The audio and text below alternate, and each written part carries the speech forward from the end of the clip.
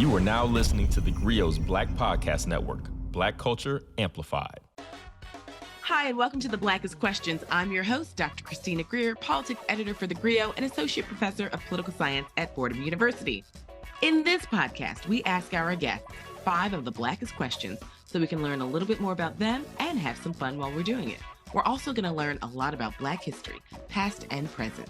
So here's how this works. We have 5 rounds of questions about us, Black history, the entire diaspora, current events, you name it. And with each round, the questions get a little tougher, and the guest has 10 seconds to get it right. If they answer the question correctly, they'll receive 1 symbolic black fist, and they'll hear this. And if they get it wrong, they'll hear this. But we still love them anyway. And after the 5 questions, there's a Black bonus round at the end just for fun, and I like to call it Black Lightning. Our guest for this episode is organizer and creator Richard Brookshire. Richard is the co-founder of the Black Veterans Project. As a storyteller, Richard leverages a background in political communications, integrated marketing, digital advocacy, and documentary filmmaking to deliver strategic and dynamic social impact campaigns. He's previously served as Director of Communications for Iraq and Afghanistan Veterans of America and was the first person of color to lead political communications at the Human Rights Campaign, the nation's preeminent LGBTQ+ civil rights organization. Richard is an alum of Columbia University and Morehouse College and Fordham University, and is a former infantry combat medic and U.S. Army veteran of the war in Afghanistan. His work has been highlighted by the New York Times, USA Today, Reuters, The Washington Post, BBC, CNN, The Root, and many others. I am so excited to welcome Richard Brookshire to the Blackest Questions. Richard, thank you so much for joining us. Hey, you made me sound like a big deal in my... You're a huge deal. You're a huge deal to me for a host of reasons. One, I don't know if our listeners know this, but Richard is my former student. 2, Richard is my only student who's a double Greer, in that you are my student at Fordham and you're also my student at Columbia University at SEPA. So I can blame you for all the good and the bad. The good and the bad. All the good and the bad. I am so incredibly proud of you, to say, the least, because when I met you, you had lots of ideas. I remember you worked on this amazing paper about Eldridge Cleaver. And then over the years, you've made documentary films. And then you co-founded this amazing organization on the Black Veterans Project. Can you tell our listeners about this organization and why you started it and the necessity for it today? Yeah. Well, thank you for that. I think a lot of this work would not have been possible without your mentorship, your guidance, your love and support. So I'm gonna shout that out first. But Black Veterans Project was born out of my own experience, right? As a Black vet, I served for 7 years. I was a combat medic, made a transition out of graduate school, and on paper, folks were like, he's killing it, right?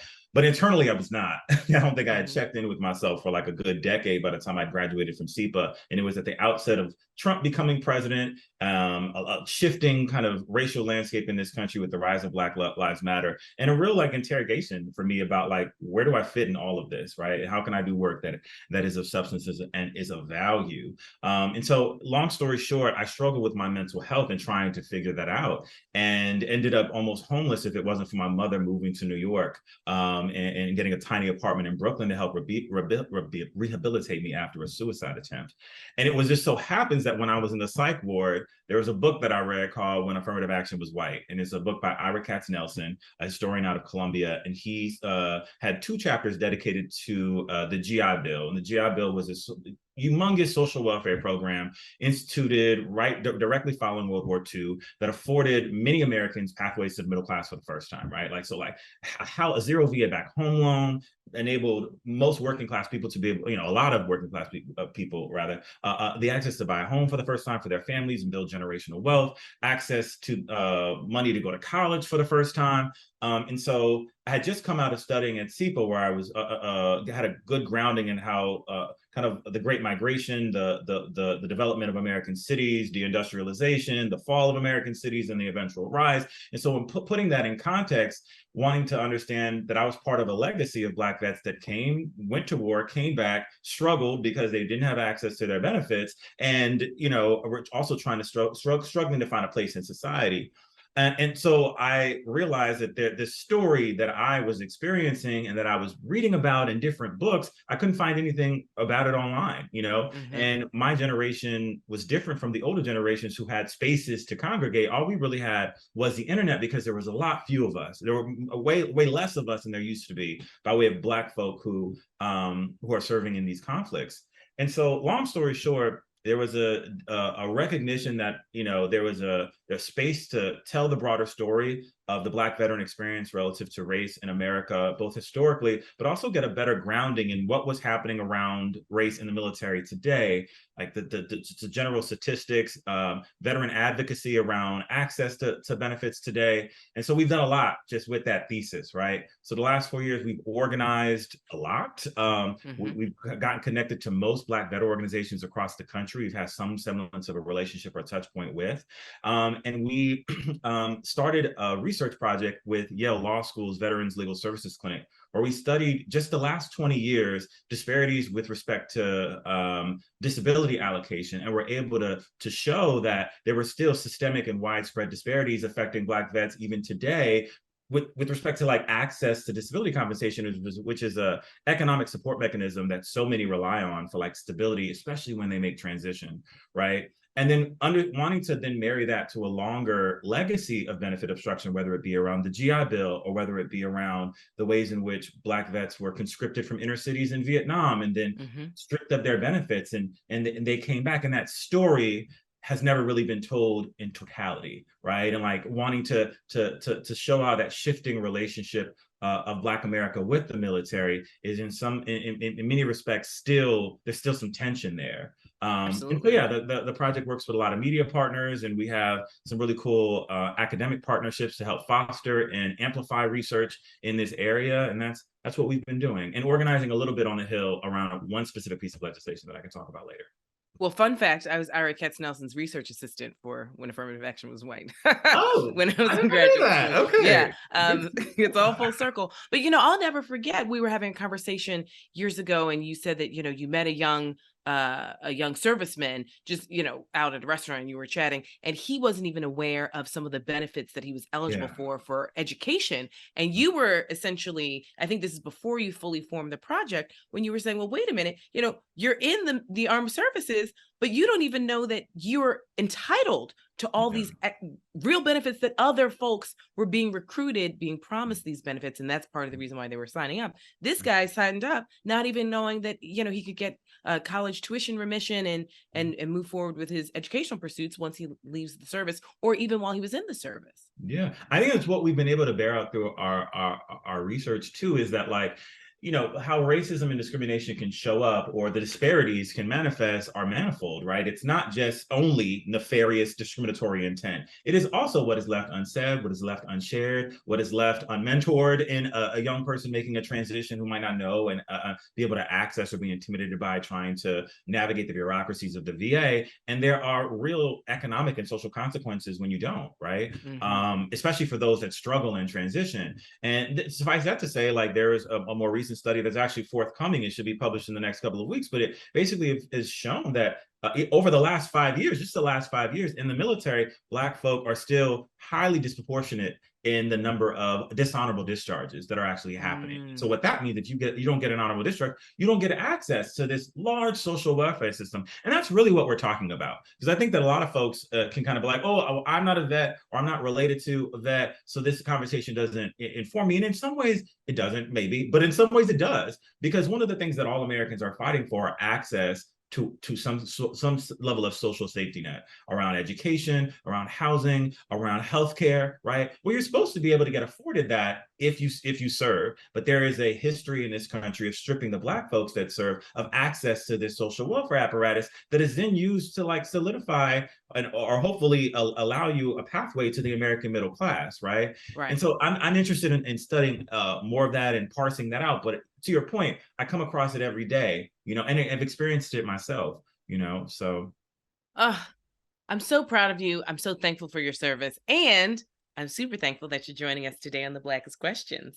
Are you Yeah, I ready to hope I get keep my started? black card. Listen, and as my listeners know, I was on my griot sibling Panama Jackson's podcast, Dear Culture, and he turned the tables, and I played the Blackest Questions, and I was 0 for 2. So this is an opportunity for us to just celebrate Black people. Black history is American history, and we go from there, right? And so we'll learn a little bit together. So are you ready for the first question? Yes. Okay. A pioneer in the field of neurosurgery, he was a candidate for president of the United States in the 2016 Republican primary. Ben Carson. That is correct. So Benjamin Solomon Carson was born in Detroit, Michigan on September 18th, 1951. And when Carson was 8 years old, his parents divorced, and his father, Robert Carson, a Baptist minister and factory worker, left Detroit, leaving the family in financial ruin. Carson and his older brother Curtis were raised by their mother, who earned a living doing domestic work. Carson then studied psychology at Yale University and graduated in 1973, and then he attended the University of Michigan Medical School. So on May 3rd, 2015, Carson announced his bid for the presidency a day before his scheduled campaign kickoff in Detroit, Michigan. He suspended his campaign for president on March 4th, 2016, at the Conservative Political Action Committee, we know that as CPAC, and Carson failed to win any of the 11 states holding the presidential primary elections for the Republican nomination. So I brought up Ben Carson because you also have a medical background. You are a medical professional background as a combat medic specialist, and you administered emergency medical care in the field in both combat and humanitarian situations. And both of your parents, I'm told, completed military service. So what prompted you to join the military? And did you choose becoming a combat medic specialist, or was it chosen for you? Right. Well, one, shout out to you being inclusive. Shout out to Ben Carson. And then the second thing is, I mean, I think that, so another thing that I think can happen oftentimes to folks who don't know, I mean, I have both family members both my mom and my dad who served in the military, but I was estranged from my father. My mother did not want me to join. So, right. So I didn't have that to lean on really for any kind of mentorship when I was trying to sign up. But long story short, I wasn't able to get the job that I wanted, and not because I was denied anything, but because I was discouraged, right? Like I wanted to go into the military to do psych ops. Like I really, I just was fascinated by one, the ability of psych ops to impact a political condition and like political thought, but also just it was something that sounded fun and that I could build a career on potentially. Long story short, they basically were like, well, you had got a little bit of student loans. I'd taken out a small loan when I was at Morehouse because I had a full academic scholarship, so I didn't have that much loans, but I had some loans from when I attended Morehouse and they were like, well, you're not going to be able to get security clearance because you have loans that are unpaid, like student loans that are unpaid. So I was like, okay, so what jobs are available? And most of them, the two that I kind of almost settled on were either being like a paper pusher, helping JAG officers, essentially like an attorney or a paralegal, basically in the military, or being a combat medic. And I knew for me, the guiding light was whatever I do, I want to make sure that I'm helping people. Mm-hmm. And so, and I think because I had a West Indian mom who was a nurse, she was like, medical training, become a nurse and then go find stability. Like she's right. Always like, do the right. practical thing, get a law degree, and then go figure out what you want to do with your life. Like it's just kind of that. So I ended up choosing that for whatever reason. I mean, I'm happy that I don't want to say I'm happy. That feels like a gross overstatement of my feeling. But like it happened. I was a combat medic for 7 years. I was quite good at it, but it wasn't something that I was necessarily passionate. I think I really was passionate about making sure that I helped people. Mm-hmm. So that's what brought me to the work. But like, the mechanics of the body and just the kind of folks that were attracted to that kind of work, I'm okay. Okay. And you didn't use that as a launch pad to want to go to medical school? No. Okay. I knew pretty right away that like I don't want to be in medicine, but here I'm kind of not necessarily stuck, but like I couldn't switch my job. I'd started, right? So unfortunately, that's just how the military works. But there were all the other, we're at a time of war, so like the other jobs I just wasn't interested in. And so it was unfortunate that I didn't get the psych ops position. But I'll say this is where I think a lot of discrimination can happen sometimes, unknowingly or sometimes deliberately. I got my security clearance as soon as I got to my first duty station because I had to handle medical records. So at the end of the day, it was something that the recruiter shouldn't have done to discourage me from even applying or attempting, right? And so you have this overrepresentation of Black folk in service-oriented roles that are is like a maintenance of a kind of codified law where Black folk couldn't be in the infantry units where they would get promoted and be able to become higher-ranking officials. Black folk aren't told about, being able to go to the West Points of the world or the Annapolises of the world. And so again, back to what we're not told, what's not shared, or what we're discouraged from trying to do, right? Right. And how I could have had a completely different military career if I would have just either one, had a Black recruiter, or two, wasn't discouraged from at least attempting, because I was being stifled in some respects by someone who probably didn't think that I deserved to have such a cool job. I don't know what their intent was, but I don't think it was because they thought I wasn't going to get a security clearance in hindsight. Exactly. So. Oh my gosh, I'm going to learn so much today. And I know our listeners are on the edge of their seats. We're talking to Richard Brookshire, the co-founder of the Black Veterans Project, and we'll be right back.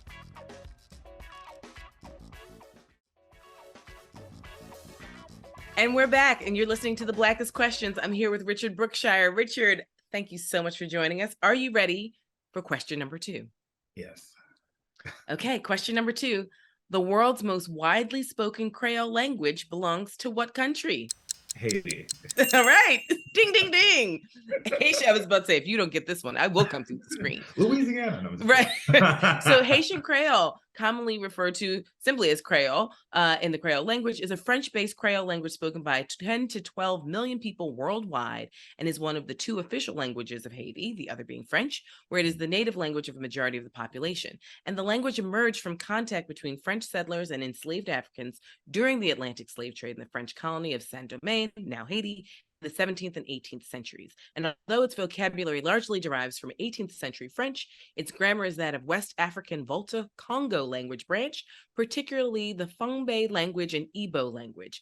It also has influences from Spanish, English, Portuguese, Taino, and other West African languages, and Haitian Creole is spoken in regions that have received migration from Haiti, including other Caribbean islands, French Guiana, France, Canada, particularly Quebec, and the United States. So, our listeners don't know this, but I have been to both of Richard's graduations from Fordham University and from Columbia University, and I am that person that comes and all I want to do is eat all of the Haitian rice. I was trying to have conversations with family and friends, but all I did was walk around with my multiple plates of rice. I don't even need anything else besides my rice and beans. But do you have an elementary understanding of French and Creole? And, do you speak it often in your family? I don't actually. I mean, I do have an elementary understanding of Creole. So I lived in Haiti for a brief period when I was in elementary school. If it wasn't for the overthrow of Aristide, who was the first democratically elected president of Haiti, I would have gone to school there and received all my primary education there. But my mom ended up pulling me out and sending me back to Florida when essentially all the signs were there that he was about to be overthrown. So I spoke it then, and it's funny, but with French, I had French tutors since I was small, went all the way to AP French in high school. I think I got my college credit, still can't speak a lick. I couldn't tell you. I can read a little bit, I never used it, right? And in part because I think there was one, I've always been a little bit of a rebel. And when I was when I was living in Haiti, you speak French at school, like it's what's codified. And Creole becoming an official language of Haiti is only more recent, right? It's always been kind of looked down upon. Class is a real thing in any country, but in Haiti, it's very stark. And the upper class, the mulatto class, or whatever, however they want to qualify themselves, of which my family was a part. Like, you look down on folks that spoke Creole, right? We spoke Creole maybe amongst each other. When we were out in public, you're speaking French or whatever. So I always rebelled and just wanted to speak Creole. Like, it was just easier, and it felt like there were less rules, you could just learn and communicate. Where in French, it was like 30 different ways to say the same thing, depending on, what the object was. And it was just confusing. There's too many rules. And so I rebelled against it. But all I know is sac passe. That's good. Mat boule, whatever. That's... Right.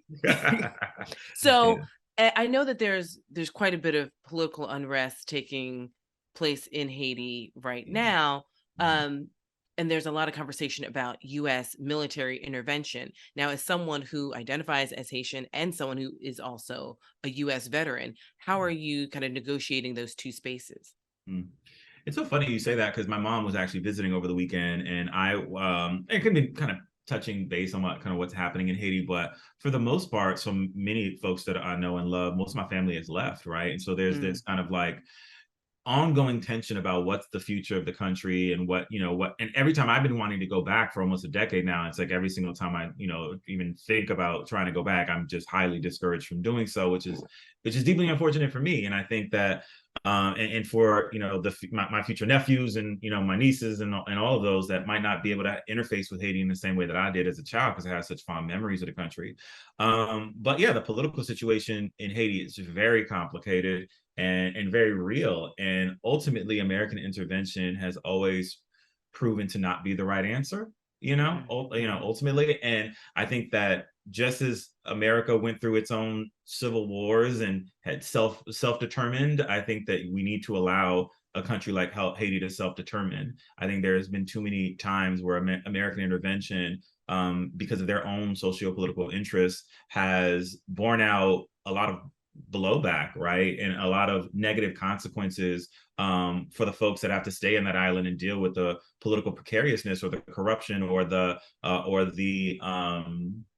lack of real movement toward change because American interests or Western interests think that Haiti should be operating in a particular way, right? And they're going to leverage all of what their powers to ensure that it does, fit into this global schema that we have in a very particular way. And I don't think we can also ignore that America has always played a role to undermine kind of self-determination in Haiti from the outset of the revolutions around the early 1800s and to its independence in 1804, all the way to the American intervention in the 1920s.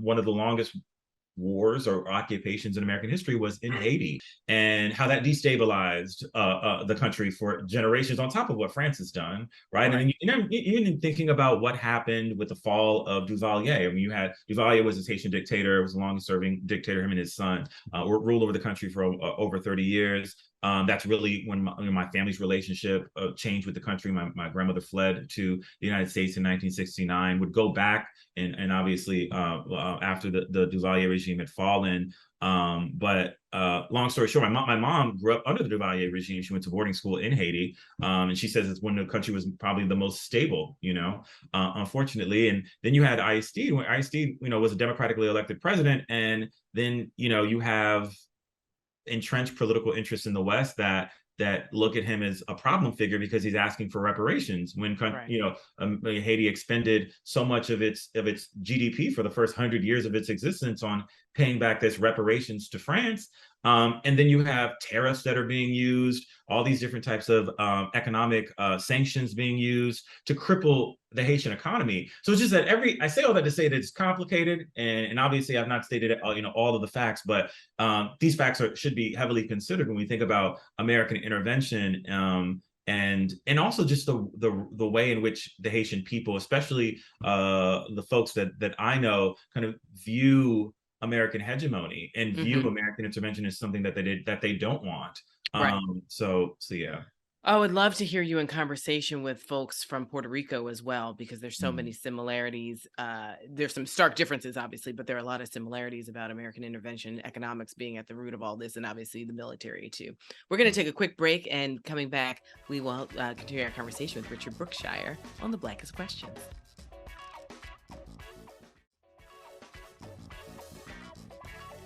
Okay, we're back, and we are playing the Blackest Questions with Richard Brookshire, co-founder of the Black Veterans Project. Richard, thank you so much for being here. I love our conversations, and I'm so thankful that I've had so many years of being a mentor and friend, and now I get to learn from you in a host of ways. Okay, so are you ready for question number 3? Yes. Okay. Known as the father of ice cream, this African-American Philadelphian had done for ice cream what Henry Ford had done for cars. He did not invent ice cream, but invented a way to make it last long enough to be shipped and sold. Who was he? I have no idea. I'm gonna Ben and Jerry. They're from Vermont. This is Augustus Jackson. Augustus Jackson was born April 16th in 1808 and was an African-American ice cream maker and confectioner from Philadelphia, Pennsylvania. Augustus was a free Black man who moved to Philadelphia when he was freed and started making his ice cream on Goodwater Street. Jackson served as a chef in the White House during the 1820s, and he died January 11th in 1852. So, with African-American studies degrees from Morehouse, you studied, obviously, race and politics with me at various institutions. Do you dabble in ever trying to learn a little bit more about Black inventors? And sort of, when you're reading books, I think this is my question. When you're trying to learn a bit more, not just about Black history, but Black diasporic history, what are you drawn to? That's a good question. I would say I probably don't look at Black inventors as much, but I think one thing that I'm super drawn to is the relationship in history between Black America and the American military, because I think it says so much about history. It says so much about economic structures. It says so much about power. It says so much about race. It says so much about the distribution of resources, the social welfare systems. It says so much about generational wealth. It says so much about, it's such a commentary on the evolution of slavery and indentured servitude. Like there's just so much there. So I kind of spend so much of my time reading about like the history in the relationship between the American military and Black America, like really. And then I sometimes dabble in like a little bit of history with respect to the military and interventions across the world in global conflicts. And then kind of, I'm also, I guess, even more interested in some respects in like empire and like how it propagates itself and the different kind of spheres of empire and influence and its implications, I think, for Black folk as well. So I mean, for me, as someone who loves to travel internationally, I always think about Black servicemen who have traveled the world essentially as ambassadors for America. And they were oftentimes treated, and sometimes in certain cases still treated, better abroad than they are in their own nation, wearing a uniform, defending the American empire. I always think about, there's a great short Black and white film by Melvin Van Peebles called 3 Day Pass that he did in the 60s about a Black serviceman who's in France and has a 3-day vacation pass, and he goes off and falls in love. But this idea that Black men and women traveled abroad to represent a nation that really struggled with any sort of respect for them and equitable treatment. I'm still trying to negotiate and process that. And as I read, some of the work that the Black Veterans Project is doing, I'm still trying to have a conversation about that, because I've had, family members, no direct family members, some uncles, great uncles who were in the Air Force, which I thought was the blackest of the armed forces. I didn't realize that that's one of the least integrated, but everyone in my family was in the Air Force. My aunt and uncle were in the Air Force. So I just thought that that's where all the Black people went. And that is not true. Yeah, well, not true in a lot of ways. I mean, both historically and like present day. I mean, also as like the Air Force has probably some of the starkest numbers around racial disparities with respect to discipline, with respect to discharges for African Americans, even though they quantify a small number. I think the Navy is, I want to say the Navy is the first, or the Army, Navy are definitely top two. And they're bigger forces, so I mean, I think that's to be expected. But also like Black, the Air Force is there's a book actually. Let me pull it up. Hold on. I'm gonna just give it a shout out because I'm partnering with them. Matthew Delmont's Half American. No, there's this book called Half American by Matthew Delmont. It actually just came out today. And there's a chapter, it talks about during World War II, how the Tuskegee Institute became this kind of bastion of possibility for Black Americans to potentially get into aviation, but there were so many barriers, and it wasn't until the Tuskegee Airmen and it was just like kind of laying out a lot of that history, and that's still born today. You just do not see as many Black fighter pilots. You don't see as many Black folk in like elite specialty roles in the military broadly, right? And there are many reasons for that. We're going to move on and take a quick commercial break. And then when we come back, we'll continue playing the Blackest Questions with Richard Brookshire.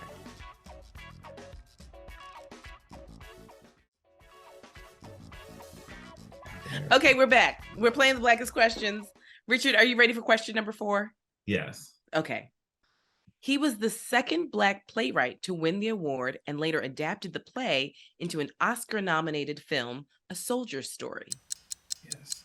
I should know this because we partnered with them for the Broadway play and gave out tickets. He died this past year. I'm not even gonna lie. I was going to say Richard Wright, but I know that's not right. Charles Fuller. Yeah, Charles Fuller won the Pulitzer Prize for Drama in 1982 for A Soldier's Play, which finally made it to Broadway 38 years later in a production that earned 2 Tony Awards. The play was first staged in 1981 by the Negro Ensemble Company with a cast that included Denzel Washington. Fuller was only the second Black playwright to win the Pulitzer for Drama. Charles Edward Gordon won in 1970 for No Place to Be Somebody. And Fuller's plays often examine racism and sometimes draw on his background as an Army veteran. And he did die recently on October 4th, 2022 at the age of 83. So you're familiar with Charles Fuller's work. When you saw A Soldier's Story, what resonated sort of from the past and some of the present work that you're doing now with the Black Veterans Project? People like you? Well, you just make us seem like fools.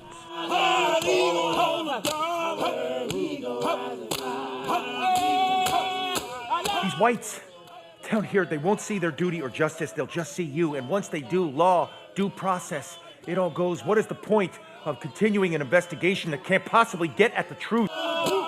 It's funny that you say that because when I saw A Soldier Story, I didn't like it. I did not like the play. And not to say that it wasn't well acted, but there was just something about it that felt hollow. And I'm trying to remember exactly what it was, but I remember I had Googled because I was like, I can't be the only person that's thought this. And then Mary Baraka wrote an op-ed on A Soldier's Play back when it had its initial run, and basically articulated all the reasons that I had felt internally about like why this play just felt like it just missed the mark in some ways. And I can't recall exactly what he said, but go read Amiri Baraka's op-ed on A Soldier's Play because I think it's a really interesting perspective, and I remember being in full agreement and alignment about what that perspective was. With respect to like that play, because a lot of folks love it, and I just remember leaving the theater feeling a little emptied by it, and I don't remember exactly why. Well, I see a lot of theater, and so I always have some strong feelings for certain plays that, some folks love, and especially when it's a Black play, and it could be a little complicated when everyone's like, it's the greatest ever, and I'm just like, I've got notes. So I know that you've made documentaries, and, your visual representation of some of your work is a really important component. Have you ever thought about writing a play, though, to either talk about some of your experiences or a composite play to put together these experiences of other veterans that you've been researching and speaking to for the Black Veterans Project?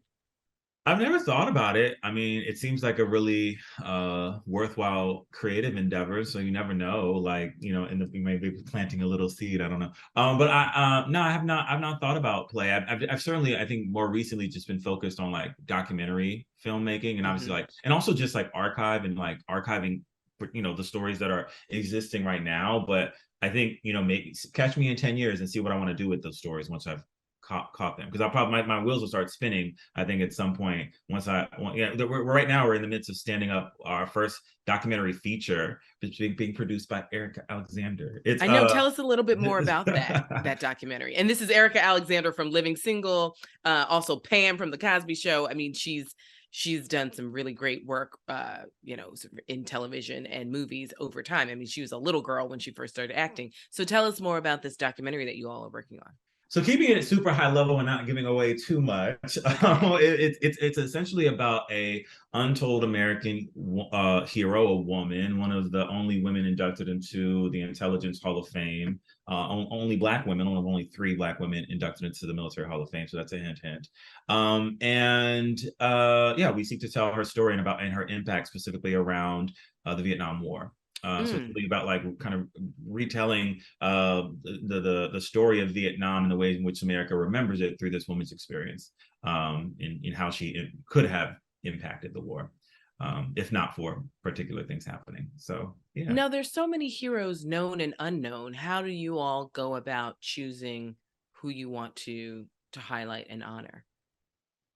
Oh, well, I mean, I think that as of right now, it's been so much of our work has been focused on policy advocacy and research. And so we're actually just now starting to stand up how we do storytelling, right? So it's like, and then how we can use that storytelling to then hopefully influence other policy inevitably. I think this particular story was brought to me. So I'm just have a privilege to be helping to produce it. I'm not directing it. It's being directed by someone by the name of Christina Fisher and Lisa Janae, two really, really good friends. And she was a journalist, and she's been working on this story for the better part of 2 years. So I think, there's so many amazing stories. So it's at this particular point, it's kind of where we can develop synergy with other creatives that want to tell it, especially depending on scale. Right. Like this is our first documentary feature. So that's a big endeavor. Right. And so yeah, it depends on the scale of the story and how, in kind of where we can get community support, where we can collaborate. And obviously there are smaller scale stories that I've been engaged in helping to proliferate and tell, and working with media partners or helping place folks in media and stuff like that, which is, it's smaller, it's easier, right? But spinning up a film project is a lot. So well, promise you'll come back when the documentary is ready to rock and roll, and so we can discuss it and demystify it. Okay, you've been listening to The Blackest Questions with Richard Brookshire from the Black Veterans Project. We'll be right back.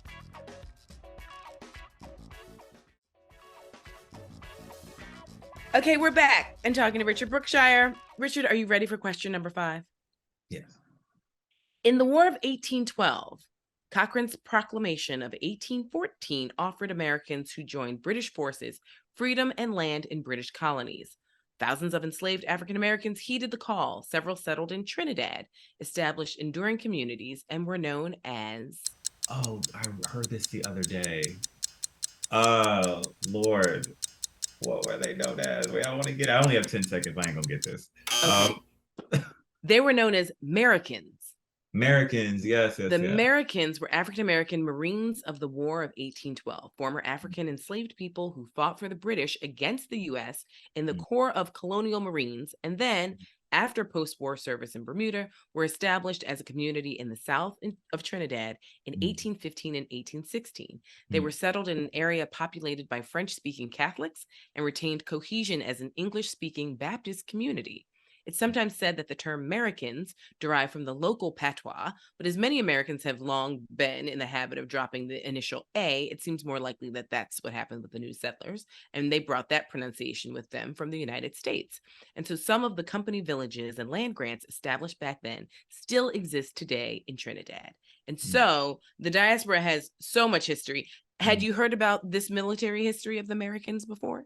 No, I hadn't. I had not. And until I came across a tweet. And so I found out about it in a tweet. I was like, I'm always learning something new. But I will say, just shout out to my mom. She just completed her master's degree in African-American religious studies at Xavier. And she wrote a paper about basically the kind of build out of the Catholic Church in Savannah. But it was basically brought to Savannah by Haitians who had served in the American Revolutionary War. So yeah, and they basically helped to propagate Catholicism in the region. So that's fascinating. So yeah, I mean, and I had known that Haitians had served in the American Revolution. So we've been here since the beginning helping y'all too. So yeah. Well, I mean, have you done much international travel in the Caribbean? I know that you've spent time in Haiti, but have you traveled around the Caribbean either for work or for pleasure? Or for military service? Not yet. I had Jamaican stepfather growing up, so I'm very familiar with Jamaica and Jamaicans. I grew up in South Florida, which is a bastion of just West Indians, so by proximity, but I've not actually spent time significantly throughout the Caribbean. My partner's Bajan, so I get to learn a lot about Barbados and just kind of like the wider Caribbean, by way of being in love with him. So yeah. So yeah, nah. Well, I mean, I'm going to Bermuda though. I'm going to Bermuda for a wedding next month. So that'll be my first time leaving the United States since I've got back from Afghanistan. But here we are. Okay. Well, it's so interesting because our listeners know I have to leave America to be able to stay in America. You stay gone. I mean, my passport stays hot. But just like Mark Twain had to leave America pretty frequently so he could understand and write about America more succinctly. And I have that same spirit. I have to be away from this country several times a year, even to better understand my placement in American society as a Black person, as a woman, as an American. I got to get off this mountain. Yeah, get off the rock. And sort of literally, sometimes being an island looking at it. Yeah, no, it's so interesting that you say that, because I was talking to my partner about that too. It's like Anyways, but yeah, just thinking about it, sometimes I get almost like writer's block, or your mind gets so overwhelmed by not only just having to exist in America, but having to study and look at it and then engage and interface and live in it. And that sometimes it could be of utility to like actually step away from it, to kind of take a look from the outside. Not something I've applied, but perhaps it's some mentorship happening right now on this podcast that has encouraged me to always, as my students know, it's like once I'm a mentor forever. You're stuck with me. Okay, we're gonna you want to take me on one of your trips one day, then that's what we're gonna do. You know what? That's a promise. Okay. That's a promise. Maybe it'll be your post-documentary celebration trip. We'll go to someplace and just, drink cocktails and celebrate. Okay, we're going to take a quick commercial break. And when we come back, we're going to play the Black Lightning round.